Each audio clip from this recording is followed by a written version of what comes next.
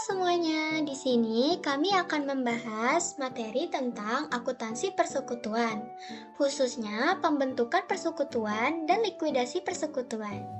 Jadi, kelompok kami terdiri dari yang pertama, ada Zidan Raffi Riansa dengan NIM 202401010064. Selanjutnya, saya sendiri, Nindya Arlina dengan NIM 202401011180. Selanjutnya ada Diana Fauziah dengan NIM 202401011356. Dan yang terakhir ada Kimi Aprilio dengan NIM 202401011510. Jadi, apa sih itu persekutuan? Akuntansi persekutuan adalah cabang akuntansi yang mempelajari pencatatan, pengklasifikasian, dan pelaporan transaksi keuangan dalam sebuah persekutuan atau firma. Hal ini mencangkup pembentukan persekutuan, pembagian laba atau rugi, serta perubahan kepemilikan atau pembubaran persekutuan. Selanjutnya, ada jenis-jenis badan usaha persekutuan. Yang pertama, ada CV atau Commanditaire Fat Not Cap. Adalah bentuk persekutuan yang terdiri dari rekan aktif dan rekan pasif. Rekan aktif itu mengelola usaha dan bertanggung jawab penuh atas seluruh utang persekutuan. Sedangkan rekan aktif atau sekutu Commanditaire hanya menyetor modal dan bertanggung jawab sebatas modal yang disetor. Yang kedua, ada firma. Firma adalah bentuk persekutuan yang dibentuk berdasarkan perjanjian sukarela antara dua pihak atau lebih untuk menjalankan usaha bersama dengan tujuan memperoleh laba. Dan ciri-ciri firma yaitu yang pertama ada anggota minimal 2 orang, yang kedua nama bersama, yang ketiga tanggung jawab tidak terbatas, yang keempat keputusan bersama, dan yang terakhir pembagian keuntungan. Selanjutnya jenis-jenis persekutuan. Di sini jenis-jenis persekutuan ada 3, yaitu yang pertama persekutuan umum atau general partnership, yang dimana semua sekutu memiliki tanggung jawab tidak terbatas terhadap utang persekutuan.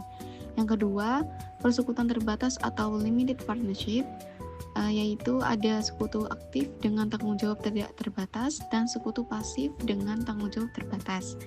Yang terakhir, persekutuan komanditat atau CV, yang ini mirip dengan persekutuan terbatas tetapi memiliki karakteristik khusus dalam hukum Indonesia. Selanjutnya pembentukan persekutuan.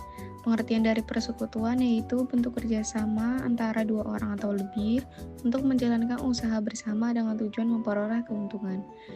Ada beberapa ciri-ciri persekutuan, diantaranya dibentuk oleh 2 orang atau lebih berdasarkan perjanjian tertulis atau lisan, tanggung jawab tidak terbatas bagi sekutu aktif, pengambilan keputusan dilakukan secara bersama, pembagian laba rugi berdasarkan kesepakatan, dan yang terakhir tidak memiliki badan hukum terpisah seperti PT. Tujuan dan alasan pembentukan persekutuan. Tujuannya menggabungkan sumber daya untuk menjalankan usaha. Yang kedua, membagikan risiko bisnis secara proporsional.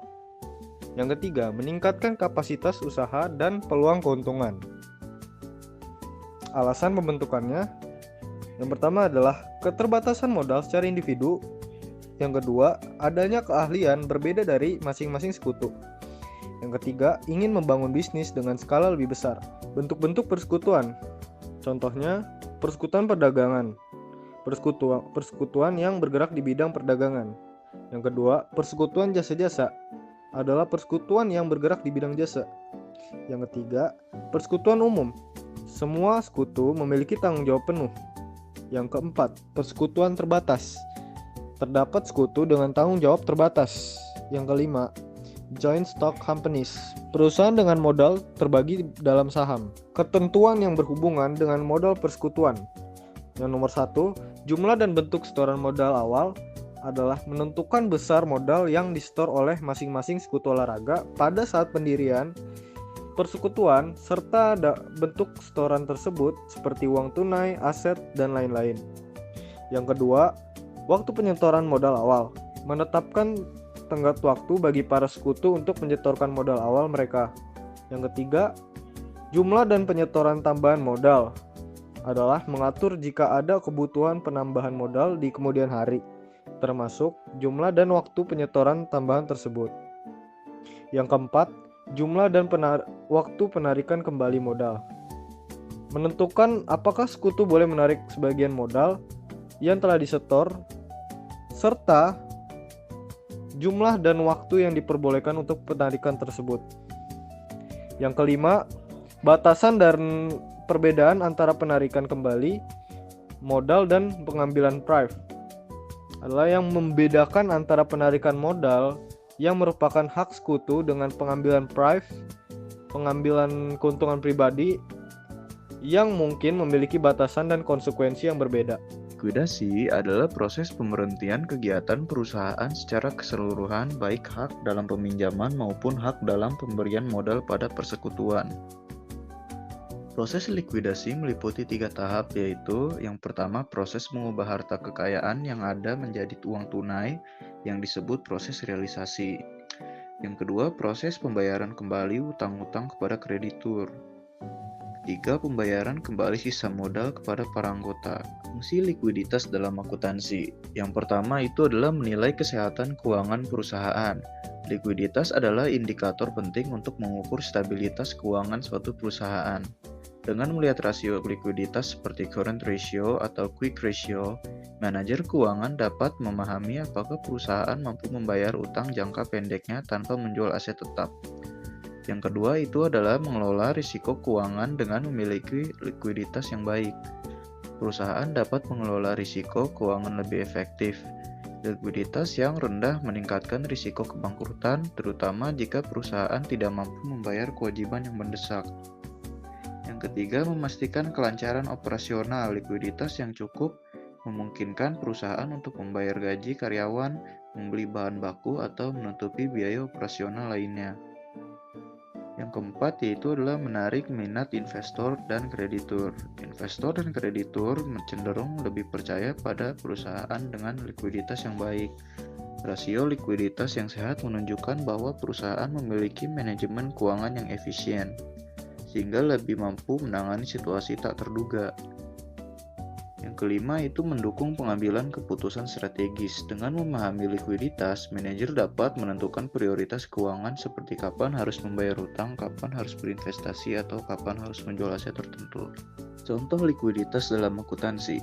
Yang pertama adalah aset dengan likuiditas tinggi, yaitu adalah uang tunai. Aset paling liquid yang dapat langsung digunakan untuk membayar utang atau kebutuhan lainnya, setara dengan kas termasuk deposito berjangka pendek atau surat berharga yang mudah dicairkan. Yang kedua adalah aset dengan likuiditas menengah, yaitu piutang usaha. Ini merupakan jumlah uang yang harus dibayar oleh pelanggan. Likuiditasnya tergantung pada seberapa cepat pelanggan membayar tagihan. Dan yang ketiga, aset dengan likuiditas rendah yaitu properti. Aset seperti tanah atau gedung memerlukan waktu lama untuk dijual dan biasanya mengalami fluktuasi harga. Sekian yang bisa kami sampaikan. Jika ada kekurangan, kami meminta maaf. Terima kasih sudah mendengarkan sampai akhir. Sampai jumpa.